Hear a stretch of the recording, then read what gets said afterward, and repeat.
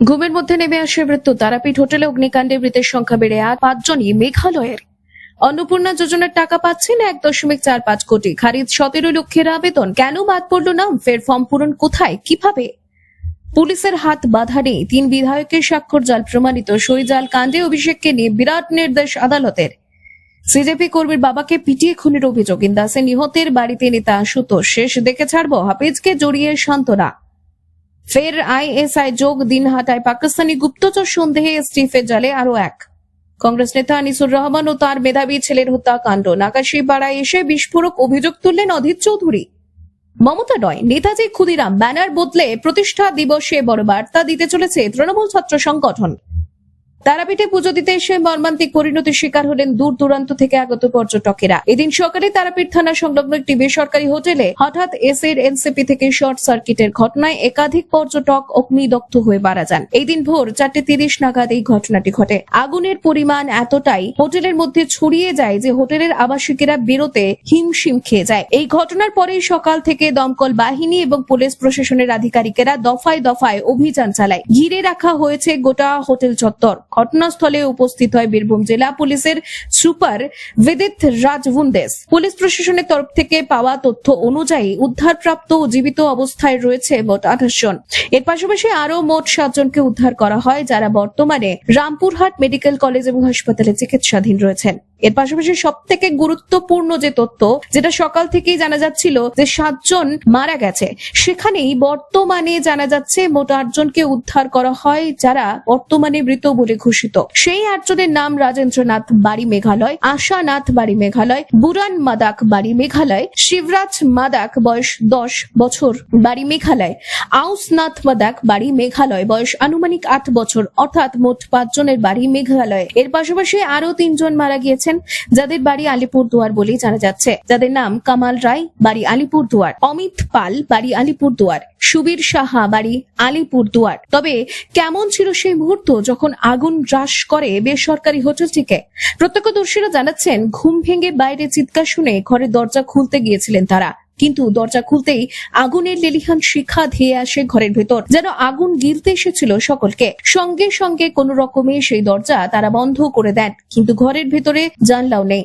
বয়স্ক এবং শিশুদের নিয়ে আতঙ্কে বদ্ধ ঘরেই কাটছিল প্রহর। দমকল, পুলিশ যেখানে পেরেছেন ফোন করেছেন, সেখানে কাটানো এক একটা মিনিট যেন এক একটা বছরের সমান, এমনটাই জানাচ্ছেন তারা। সরকারের তরফে জানানো হয়েছে, সোমবার থেকে আগামী বৃহস্পতিবার 20 আগস্টের মধ্যে 1,45,00,000 উপভোক্তার অ্যাকাউন্টে অন্নপূর্ণা যোজনার টাকা ঢুকে যাবে। দেওয়া হচ্ছে মোট 4,350 কোটি টাকা। অন্নপূর্ণা যোজনার টাকা সোমবার থেকেই ঢুকে যাবে আবেদনকারীদের ব্যাংক অ্যাকাউন্টে। সোমবার থেকে অন্নপূর্ণা যোজনার টাকা ছাড়তে শুরু করেছে রাজ্য সরকার।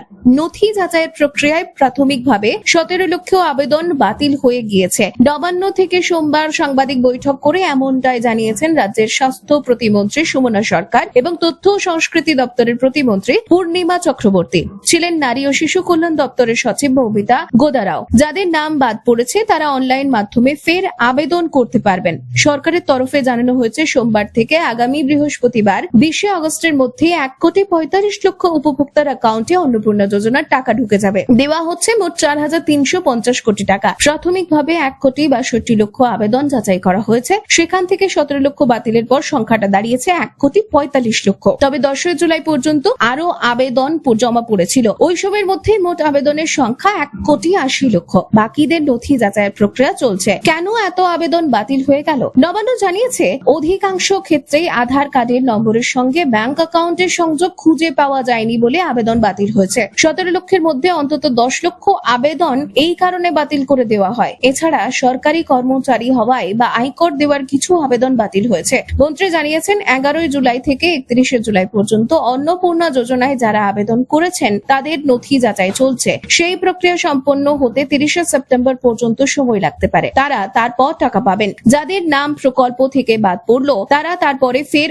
আবেদনের সুযোগ পাবেন। মন্ত্রী জানিয়েছেন, নির্দিষ্ট পোর্টালে সোশ্যাল রেজিস্টার নামে যে অপশন রয়েছে সেখানে গিয়ে ফের আবেদন করা যাবে। জেলা শাসক স্তরে সেই আবেদন ফের যাচাই হবে। তখন কোনো ত্রুটি না থাকলে ওই আবেদনকারী অন্নপূর্ণা যোজনার টাকা পাবেন। তবে পোর্টালটি এই মুহূর্তে বন্ধ আছে। 20 আগস্ট থেকে ফের আবেদন করা যাবে। নাম বাদ যাওয়া চাওয়া নিয়ে কারো কোনো অভিযোগ থাকলে তাও পোর্টালে জানতে পারবেন আবেদনকারীরা। নতুন আবেদন করতে চান যারা, তারা 30শে সেপ্টেম্বরের আগে সুযোগ পাবেন না। আধার কার্ডের নম্বরের সঙ্গে ব্যাংক অ্যাকাউন্টে সংযোগের যে সমস্যা হয়েছে তার সমাধানের জন্য বিডিওদের নির্দেশ দিয়েছে সরকার। বিডিওরা ব্যাংকের সঙ্গে কথা বলবেন এবং বিভিন্ন জায়গায় শিবির করে এই সমস্যার সমাধান করবেন।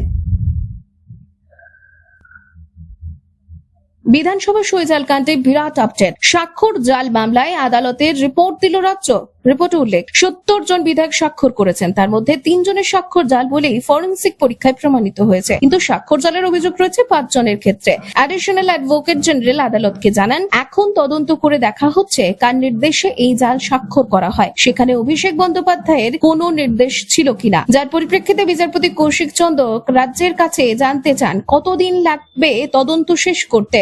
ফরেনসিক রিপোর্ট তো চলে এসেছে, আর কতদিন লাগবে? অভিষেক কি সেই মিটিং এর পার্ট ছিল? তিনি তো পার্টির জেনারেল সেক্রেটারি। কিভাবে অভিষেক এই অপরাধের মধ্যে আসছে? এই অপরাধে কাকে সব থেকে বেশি অপরাধী ধরা হতে পারে? কে ডকুমেন্ট বানিয়েছেন? এটা যেখান থেকে এটা দেখান যে পার্টির চেয়ারম্যান বলেছে এমন করার জন্য, সেটা দেখান। জবাবে রাজ্য জানায় অভিষেক মিটিং এর পার্ট, তিনি ডকুমেন্ট পাঠিয়েছিলেন, তিনি জানতেন সবাই মিটিং এ নেই, তাদের স্বাক্ষর আছে। যার পাল্টা অভিষেক বন্দ্যোপাধ্যায়ের আইনজীবী দাবি করেন যেখানে নথি জালের কথা বলা হচ্ছে, এটাও হতে পারে সম্পূর্ণ তৈরি করা। বিধায়কদের স্বাক্ষর করা নথি কে বানিয়েছিলেন, কে স্বাক্ষর করেছিলেন সেটার উল্লেখ রয়েছে। ফিরহাদ হাকিমের নেতৃত্বে মিটিং হয়েছিল, আমি শুধু বিধানসভায় পাঠিয়েছিলাম। সওয়াল জবাবের পর এদিন সইজাল কাণ্ডে অভিষেক বন্দ্যোপাধ্যায়ের রক্ষা কবচ মেয়াদ বাড়ালো হাইকোর্ট। নভেম্বর পর্যন্ত বহাল থাকবে রক্ষা কবচ। তবে আদালতের স্পষ্ট নির্দেশ, পুলিশের হাত বাঁধা নেই, তদন্ত করে দেখুক নথি জাল কার নির্দেশে, এটাই মূল কথা। পুলিশ দেখুক, তদন্ত করে অভিষেক বন্দ্যোপাধ্যায়ের বিরুদ্ধে কিভাবে জালিয়াতির অভিযোগ আসে, অন্য ধারা কার্যকর হয় কিনা সেটাও দেখুক পুলিশ।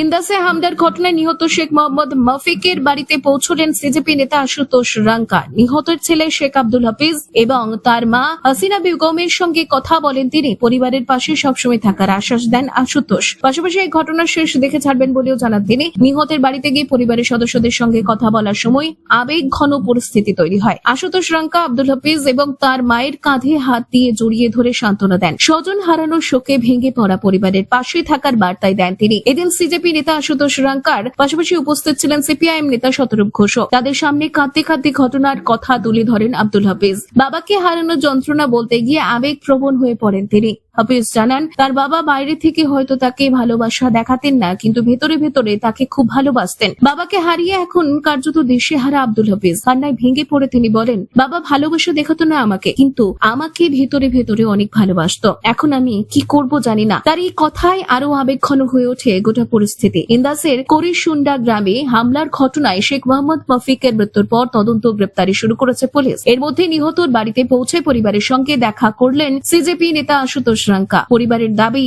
অভিযোগ শোনার পাশাপাশি পাশে থাকার আশ্বাসও দেন তিনি। ঘটনার শেষ পর্যন্ত লড়াই চালিয়ে যাওয়ার বার্তাও দেন সিজেপি নেতা। দেশবিরোধী কার্যকলাপের শিকড় কি তবে আরো গভীরে প্রথিত রয়েছে উত্তরবঙ্গের সীমান্তে? পাকিস্তানি গুপ্তচর সন্দেহে রাজ্যের স্পেশাল টাস্ক ফোর্স বা এসটিএফ এর জালে ধরা পড়ল আরো এক সন্দেহভাজন। দিনহাটা 2 ব্লকের সীমান্তবর্তী নাজিরহাট 2 এর দিঘলতারি এলাকা থেকে মিঠুর রহমান বয়স 35 তার নামের এক যুবককে আইএসআই চর সন্দেহে গ্রেপ্তার করেছে এসটিএফ।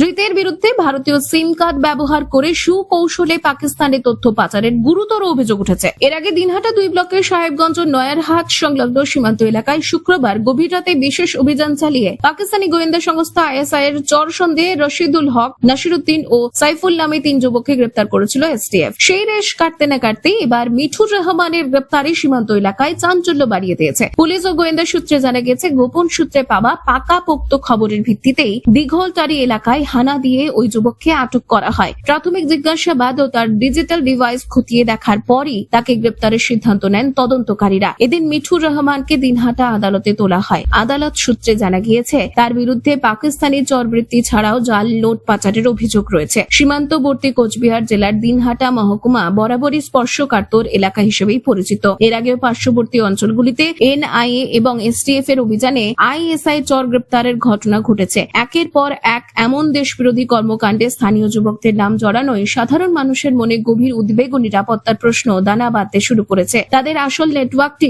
ঠিক কত দূর বিস্তৃত তা খুঁজে বের করতে এখন জেরা করছে গোয়েন্দারা।